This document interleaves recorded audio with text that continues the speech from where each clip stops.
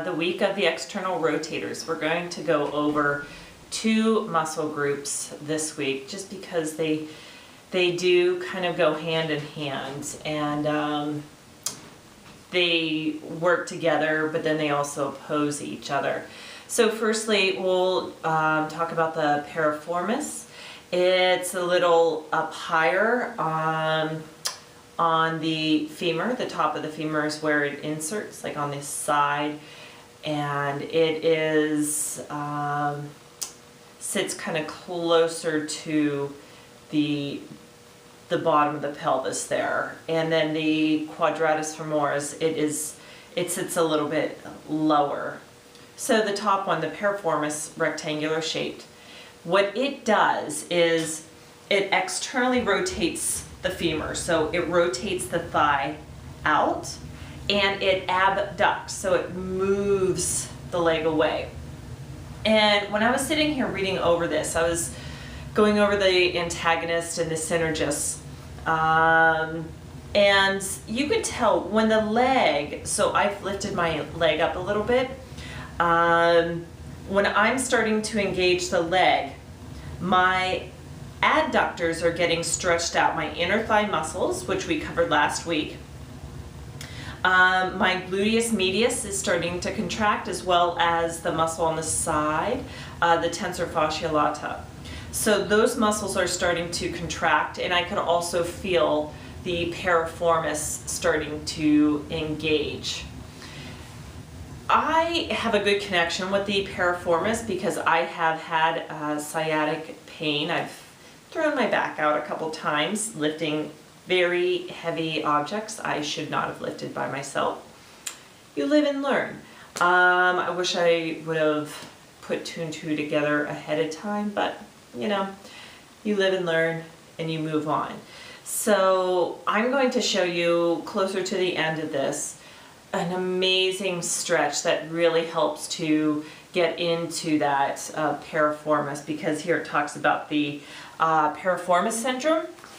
And that is, let's see, that's where the sciatic nerve runs behind the Periiformis, and whenever the Periiformis is inflamed or swollen, it presses against that sciatic nerve, and it's very, very painful. People have even talked about pain going down their entire leg. I've had that, so I've connected with it, and these stretches are very wonderful what you can do. So when the Periiformis, again, its action is to externally rotate and abduct the leg. So it's I'm going to say it's challenging to bring the leg in like so, because if that Periiformis is tight, it gets very, very uncomfortable to do something like that. That leads us into the Quadratus femoris. That is that triangular shaped muscle located just, I was going to say just south of the Periiformis. I guess you could say south on the body. And it externally rotates, but it also adducts the leg. So it starts to move it in. Its team players are the adductors, those inner thigh muscles. So if you just I like to play around, just sit and figure out what muscles are working, what muscles are engaging. So its team players are the synergists, the adductor group. And when those are engaging, the opposite muscles get stretched. So you have the gluteus medius starting to stretch out, as well as the tensor fascia latae. So what I've come to find out thus far, where I am with things, the action to connect to these external rotators, the Periiformis, the Quadratus femoris, is Baddha Konasana, or cobbler's pose. So when you come into this, I feel that the two muscles, those two external rotators, they help work together so one doesn't overcompensate than the other. That's where I am at least. So you could try that for yourself.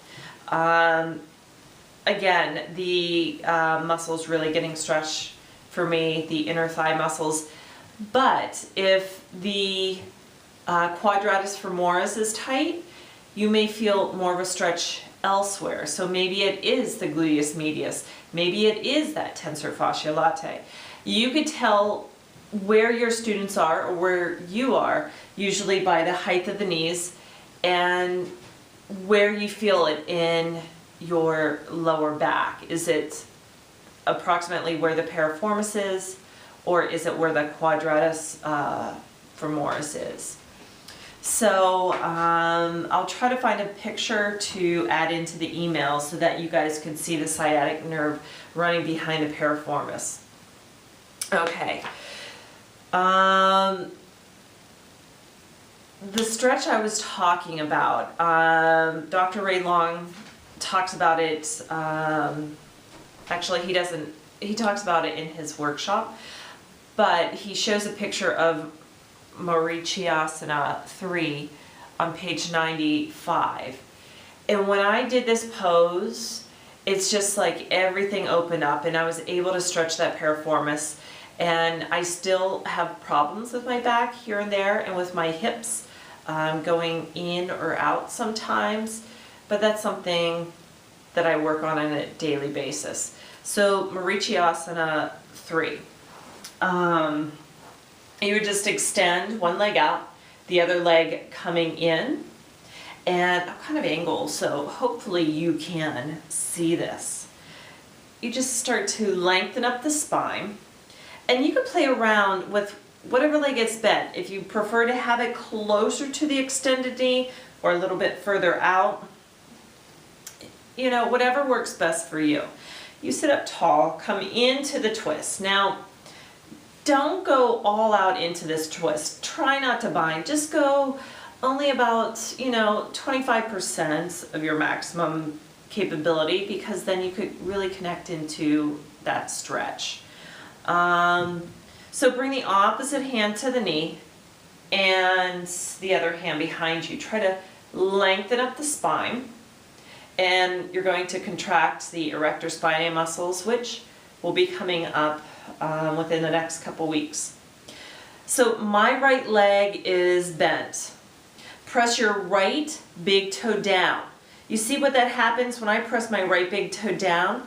How my right knee draws into my midline. Okay, now my left hand. I'm going to try to keep my left hand right where it is. I'm going to try not to move it at all.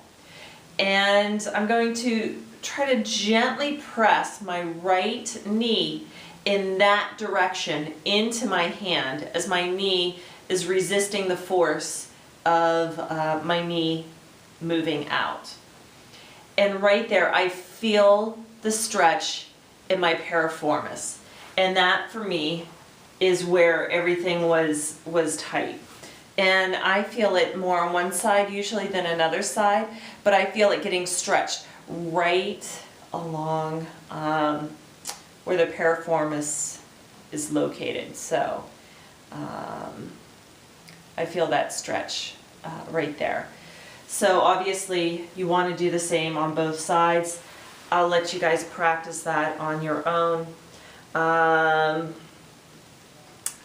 Another thing I wanted to talk about is the closed chain as well as the open chain movements. So the closed chain is where the femur is fixed.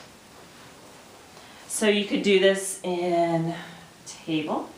So the femur is fixed, it's not going anywhere. And when I contract that periiformis, my tailbone lifts.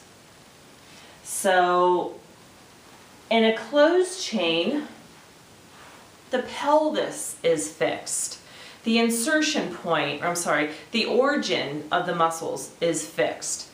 And when I engage the periiformis, my knees start to drop out. So the legs externally rotate, hence the external rotation muscle group.